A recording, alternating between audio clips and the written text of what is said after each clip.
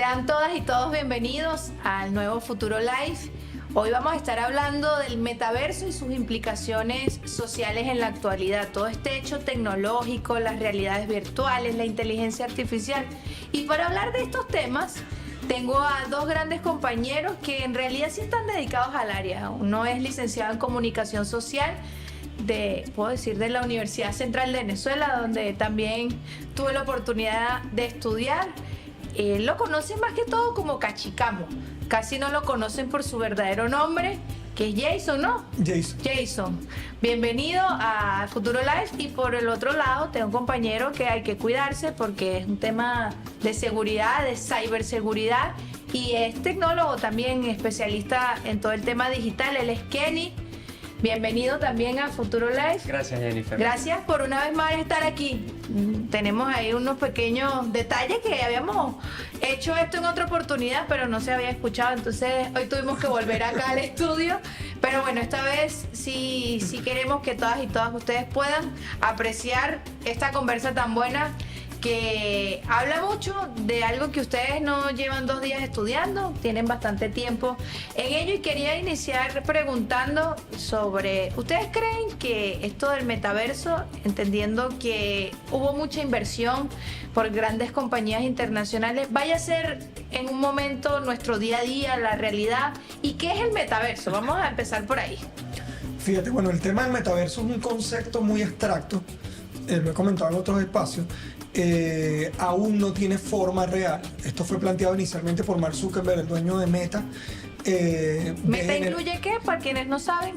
Meta es Facebook, Instagram, WhatsApp y otro compendio más de empresas, Oculus y otras más. Incluso cuando se lanzó la plataforma de Oculus, que son los lentes de realidad virtual de Meta, fue cuando se planteó por primera vez el concepto del metaverso.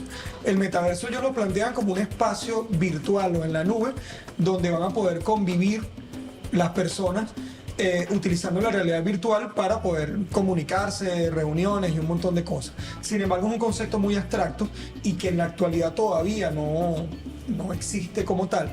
Aunque en los últimos anuncios que hizo Facebook ahorita en su conferencia de desarrolladores mostró unos nuevos lentes, incluso ya hay unos espacios en donde la gente puede hacer reuniones utilizando este concepto de metaverso como tal. Sin embargo, no tiene forma real y yo no se la veo todavía tan posible, sobre todo porque todavía no es algo que sea tan accesible para el público en general.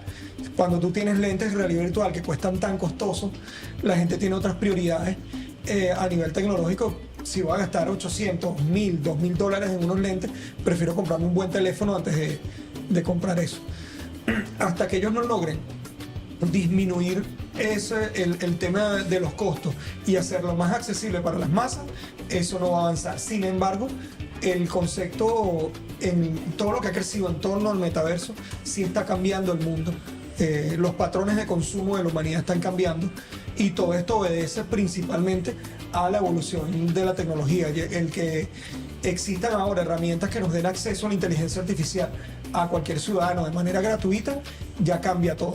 Entonces, sí hay un avance importante, sí hay un cambio social en torno a esta transformación tecnológica que está teniendo la sociedad, y es algo que tenemos que comenzar a atender desde lo social, desde lo político, desde lo familiar y desde todos los aspectos para poder llevar adelante cualquier tarea política, social o profesional que estemos emprendiendo.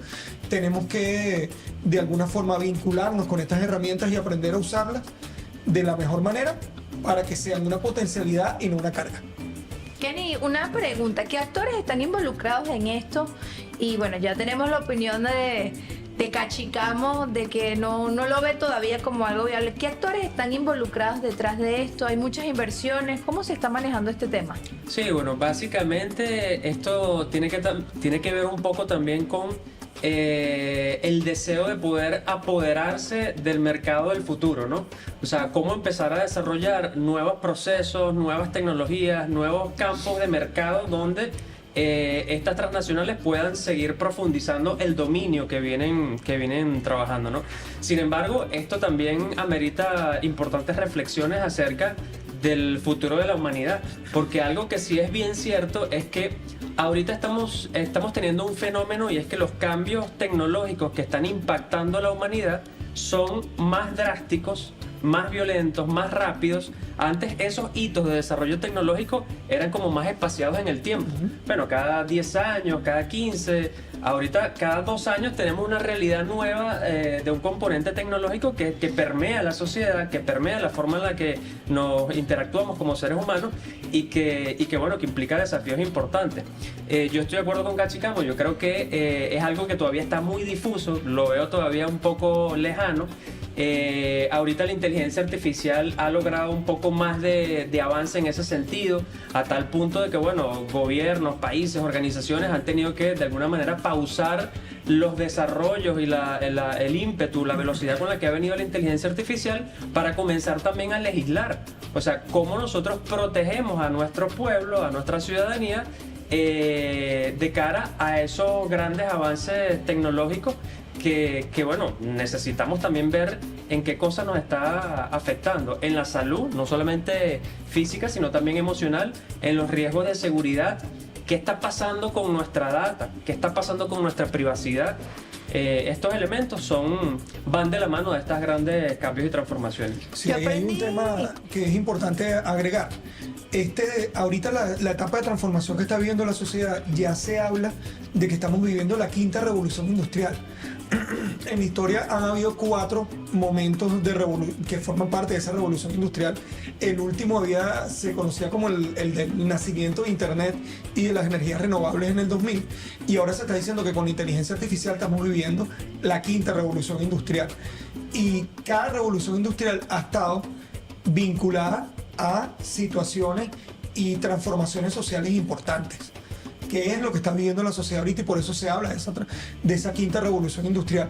Y para vivir un proceso de ese tipo hay que prepararse como sociedad de manera obligatoria, porque puede terminar siendo algo o positivo o negativo dependiendo de cómo lo manejemos desde cualquier aspecto. Entonces, sí, eso es porque ahora clave. eso que dice Cachi, ¿no? El tema de esa nueva revolución industrial, uno de los paradigmas es que ahora no solamente nosotros los seres humanos tenemos internet y acceso a internet, sino ahora se habla del internet de las cosas. Ahora cualquier cosa tiene internet también.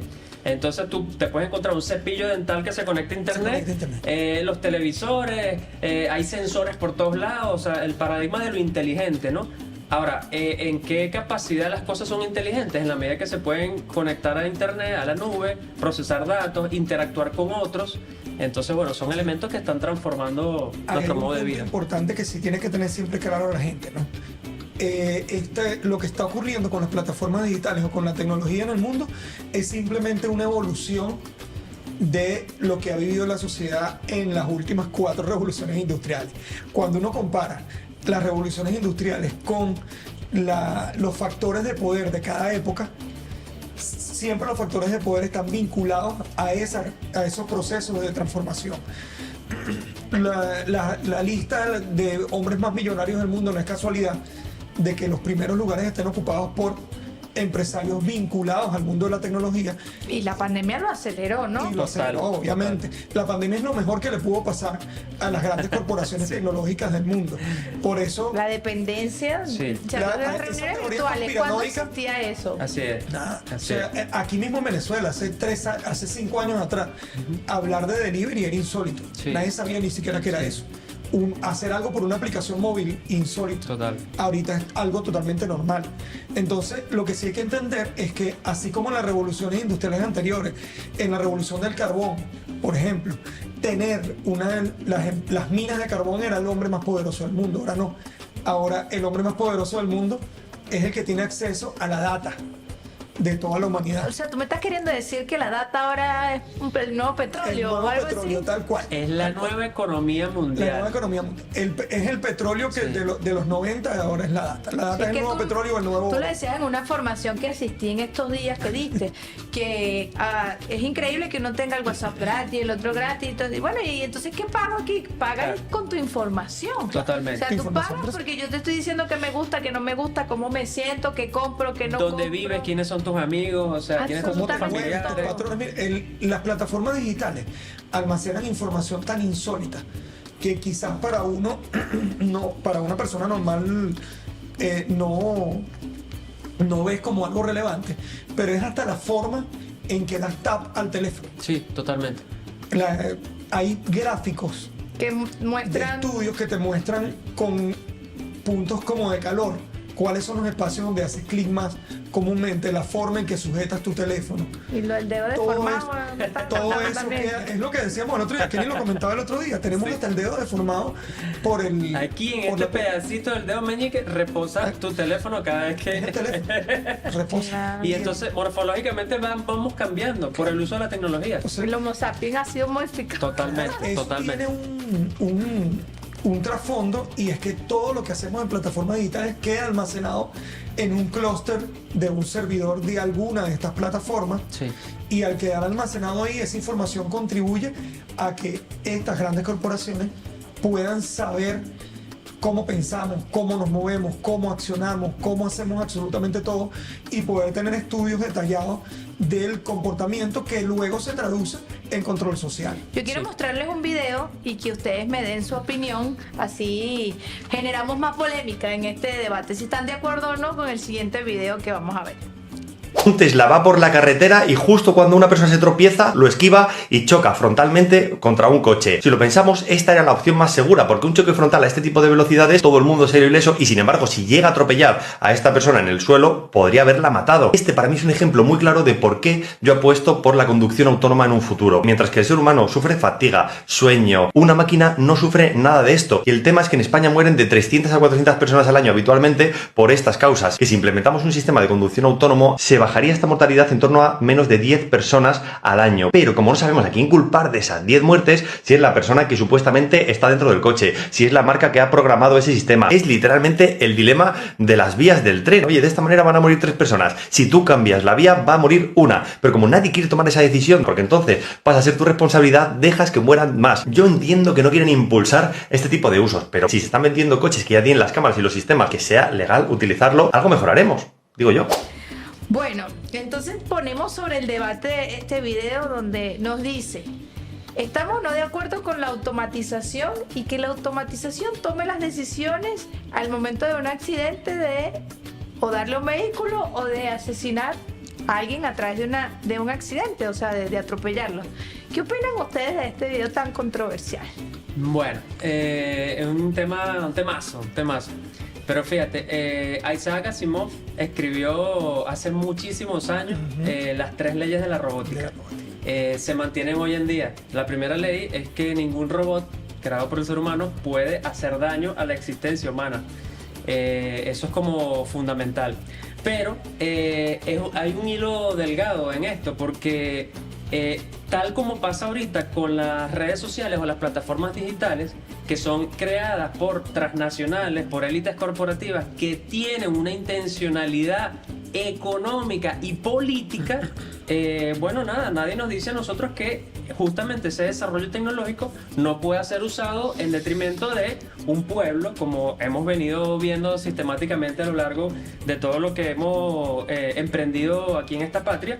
Y bueno, como estos magnates de la tecnología dicen, bueno, tengo poder, tengo tecnología, tengo los datos y los uso en contra de esta emancipación. Dejar en las manos de la tecnología la toma de decisiones con respecto a la vida de una persona no es dejar en la mano de la tecnología, es dejarlo en las manos de quien controla desarrolló esa tecnología. Claro. Un ejemplo claro de eso es ahorita una polémica reciente del spyware Pegasus creado por una empresa israelí que ha sido utilizado para perseguir y de alguna forma identificar a líderes progresistas en el mundo, defensores de derechos humanos, gente que está a favor de la lucha de Palestina y todo esto, que terminó siendo una herramienta que el gobierno de Estados Unidos prohibió, pero como la empresa dijo, bueno, no se lo voy a vender a cualquiera, ahora se lo voy a vender solo a los países de Que la me OTAN. interesan. No, lo dijeron abiertamente.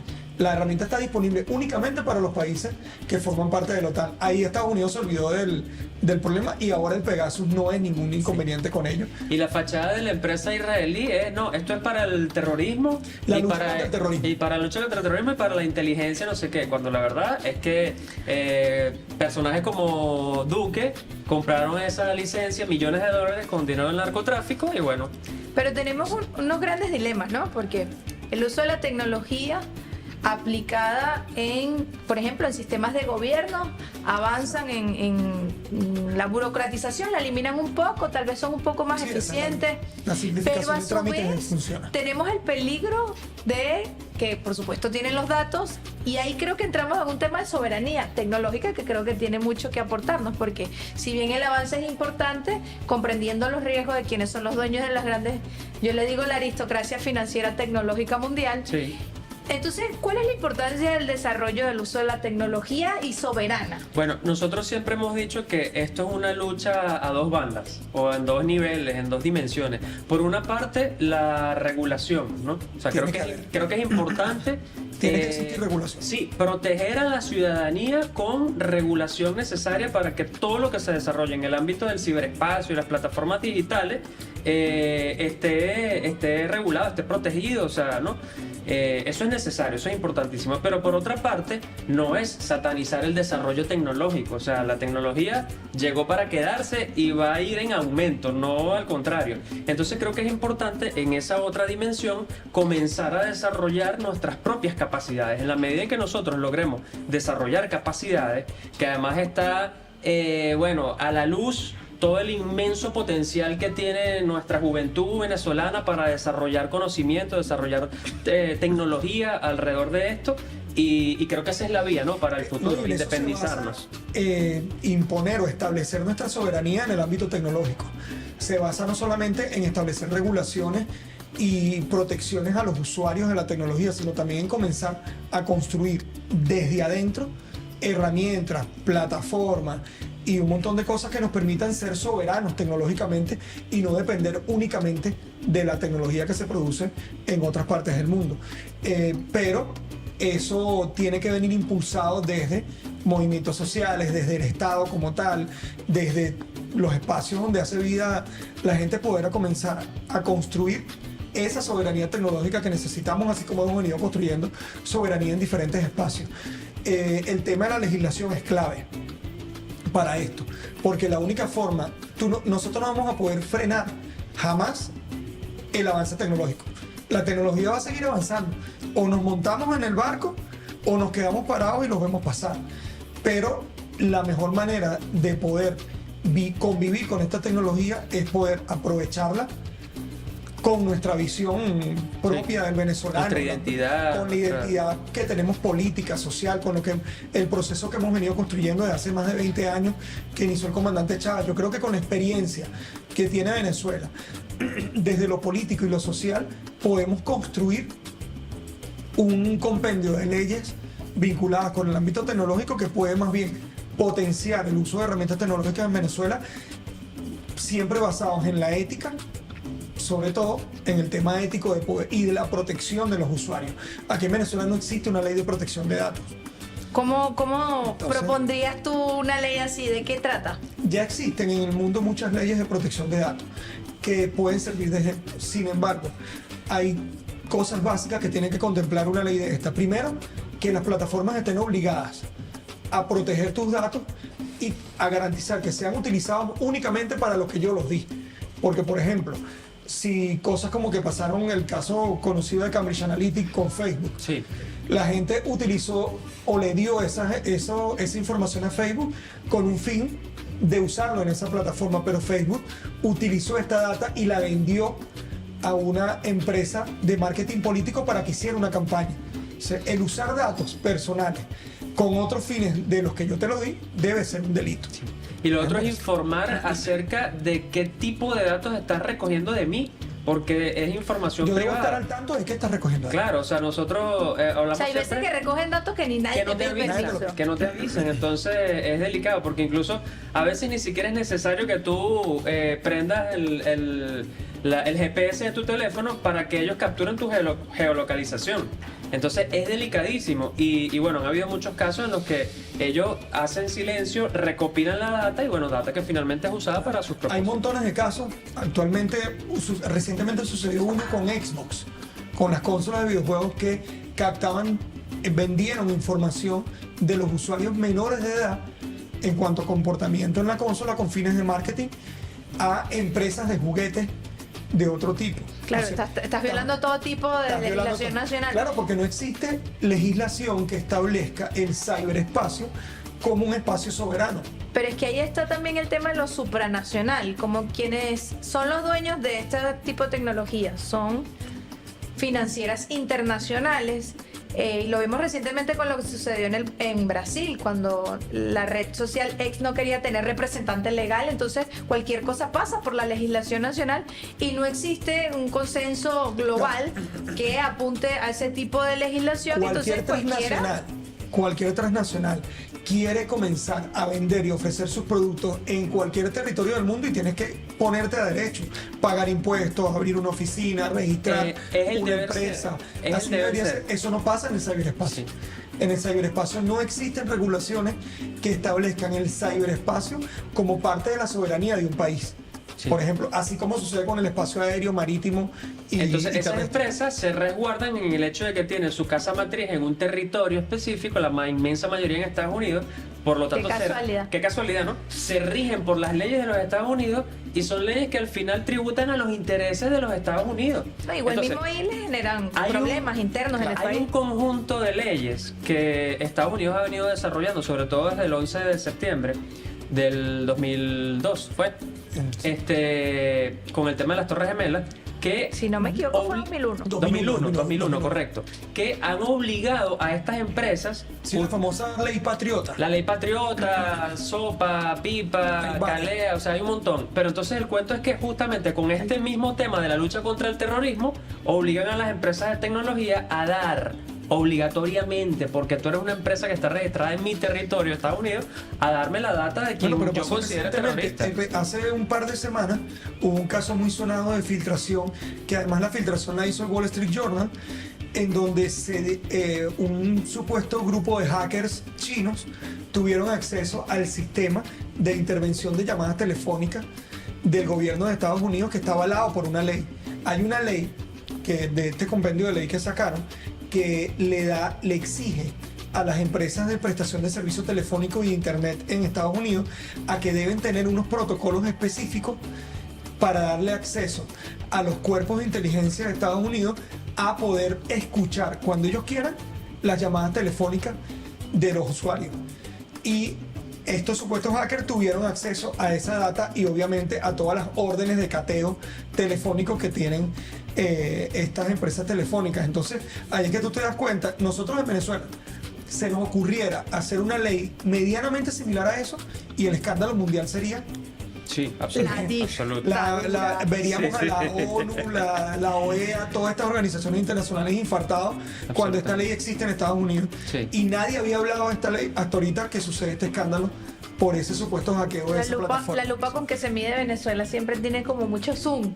Totalmente, Que totalmente. otros tienen como semiopía y astigmatismo. Pero por favor, Edward Snowden y la plataforma Wikileaks y todo esto ha desmontado infinidad de veces todo el programa de cibervigilancia que tiene Estados Unidos, de ciberespionaje, y nadie dice nada, o sea, no pasa nada. Los organismos internacionales callan con este tipo de cosas. Entonces, así tenemos que apuntar desde Venezuela en construir de alguna forma no solamente el compendio de leyes, sino una estrategia nacional que nos permita garantizar esa soberanía tecnológica que necesitamos. Porque quizás ahorita estamos todavía lidiando con el comienzo de la inteligencia artificial, con esto, con lo otro, con situaciones como la que pasamos recientemente en el marco de las elecciones, pero esto tiene que servir de experiencia para empezar a construir el marco legal, el marco institucional y la formación, sobre todo desde lo social. Hay que comenzar a enseñar a nuestro pueblo, enseñar a nuestros hijos y enseñar a todo el mundo a que estamos ya en una sociedad netamente digital en la que necesitas tener un nivel de conciencia superior. superior Sí, para entender sí. que Internet es el mismo equivalente a la calle en los 90.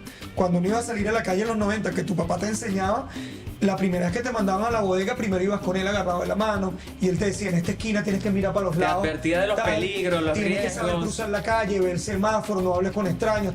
Lo mismo sucede con el internet. Totalmente. Desde que uno suelta a los chamos en internet, tienes que darle las indicaciones básicas de cómo sobrevivir ahí. Y esa formación tiene que ser constante. Y ahora, como el internet está llegando con gente que ya está mayor, nosotros somos los que tenemos que comenzar a saber cómo caminar en ese mundo tecnológico. Sí. Y esa formación tiene que venir de algún lado. Hemos hablado de la importancia de la soberanía tecnológica, de la regulación en la legislación sobre también el tema del ciberespacio, lo llaman ustedes. Yo estoy aquí aprendiendo un poco de términos gracias a ustedes. También las implicaciones, ¿no?, en la salud mental y física que te pueden generar las redes sociales. Y yo quiero que terminen diciéndome sus reflexiones de aquí en adelante. ¿Por qué luchar en materia de ciberseguridad tecnológica? ¿Y qué mensaje darle a los padres y a las madres sobre el uso de las redes sociales en las infancias y las juventudes? Sí. Bueno, yo creo nuestra apuesta siempre va a ser al desarrollo de las potencialidades y capacidades que tiene la juventud venezolana, nuestro país, nuestro pueblo, que ha demostrado siempre ser un pueblo creativo, ser un pueblo innovador. Nosotros tenemos personajes aquí maravillosos como Don Luis Zambrano, que fue un innovador popular que perdió su brazo y se hizo un brazo él mismo con unas herramientas para seguir trabajando, que diseñó un motor que llamó el Turbosan. Es decir, tenemos un potencial increíble en nuestro país para el desarrollo de la tecnología, así que no se puede entender esto como, no, bueno, vamos a cercenar el avance tecnológico. No, para nada. Tenemos que seguir avanzando en ese desarrollo tecnológico, pero desde una mirada soberana, desde una mirada de rescatar también nuestra idiosincrasia, nuestra identidad como venezolanos, y creo que hacia allá es donde debemos marcar el futuro. Si nosotros podemos aprovechar la experiencia que existe en el mundo en cuanto al desarrollo tecnológico y sumarla a la experiencia que tenemos desde lo político y lo social y poder construir esa soberanía tecnológica que me atrevo a decir que hay muchos países del mundo que no la tienen. Y en cuanto al consejo para los padres, mira, es importantísimo que comencemos a entender cómo funciona el mundo digital para poder educar a nuestros hijos para que sobrevivan ahí. Si no, bueno, estamos muertos. Seguir cayendo en el error de creer que un teléfono, un dispositivo, una pantalla va a sustituir tu tarea como padre es un grave error. Por eso tenemos índices tan altos de chamos con problemas de hiperactividad, de un montón de aislamiento social. Aislamiento social y un montón de temas que los afectan por tener tanto tiempo en las pantallas. La tecnología no es mala en sí. Es mala es la forma en que la estamos manejando. Un videojuego en manos de un niño, una pantalla en manos de un chamo puede ser una herramienta para su desarrollo cognitivo, una herramienta para su pensamiento crítico, una herramienta para saber desarrollar potencialidades en la solución de problemas, pero si la utiliza en exceso puede terminar teniendo consecuencias negativas. Por eso es importante que los padres comencemos a prepararnos, a leer y a entender para poder sobrevivir en esta sociedad digital. Y también hacer el ejemplo, ¿no? Porque muchas veces el rol de padre se sustituye, le da el teléfono al chavo y tú también te metes en el tuyo. Yo digo que hay que practicar la desintoxicación digital, o sea, hacer un poco de equilibrio. Un consejo, por favor. No es necesario hacer jornadas familiares. Cuando se almuerza, Sí. cuando se cena en familia, No dejen se toca el No se toca el teléfono, tener momentos en la familia en que dejan el teléfono en un Sí. sitio y vamos a jugar ludo. Sí, o vamos al parque. Vamos al o parque. Rescatar Vamos a hacer juegos algo, vamos a jugar tradicionales. stop. Yo lo hago con Sí. mis hijos. Sí. Jugar stop a la vieja escuela, Tal en cual. una hojita, Tal cual. en familia, uno se ríe, disfruta. Sí. Ese tipo Sí, de es momentos es importante. necesario garantizarlo con sus chamos. Subir al Ávila, salir a caminar al parque, sin teléfono. Porque hay un tema también que está afectando la memoria de las personas. Sí. Y es que en los momentos significativos la gente está priorizando grabar antes que disfrutar los momentos para recordarlos. Entonces a veces tú vas a un concierto que anhelabas ver al artista por años porque no lo habías visto nunca, y el día que tienes al artista al frente lo estás viendo a través de la pantalla porque lo que estás es grabando el broma, y no terminas teniendo un recuerdo Sí. significativo, sino que para poder recordar ese momento tienes vas que al video. buscar el video. Tu experiencia fue agarrar el teléfono Exacto. y usarlo, Entonces, pero no ese vivir. tipo de cosas hay que comenzar a vivir las experiencias, Sí. recordarlas. En fin, lo tomaste una fotico, la guardaste. Pero no No puedes la hora bueno, completa, el concierto ahí. Por favor. eso está pasando. Bueno, muchachos, de verdad, muchísimas gracias por todos los aportes. Creo que conversar con ustedes es un gran aprendizaje y es un tema de debate muy importante que tenemos que dar en la sociedad de aquí en adelante, porque es algo innegable, ¿no? Ya estamos viviendo estos tiempos de transformación, de revolución tecnológica. Las generaciones que vienen nos están enseñando a ritmos muy rápidos sobre el tema tecnológico, más bien ya uno siente que se está quedando atrás. Y bueno, esto lo tenemos que debatir como sociedad, dialogar como sociedad para poder obviamente regular, avanzar y tener una sociedad que pueda convivir con esto y que pueda aprovecharlo para el uso positivo. Ya saben, estábamos con Cachicamo y con Kenny. Muchísimas gracias por participar en este Futuro Live y nos vemos en la próxima edición para seguir hablando de los temas que nos importan como venezolanas y venezolanos.